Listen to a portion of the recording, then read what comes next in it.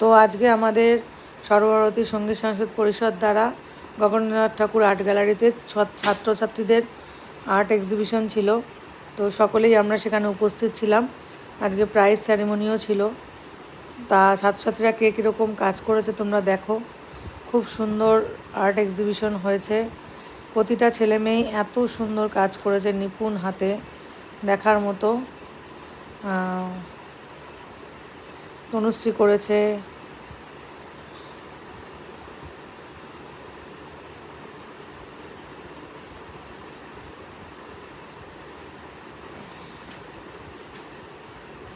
জিতা করেছে, অনু করেছে, মেঘা করেছে,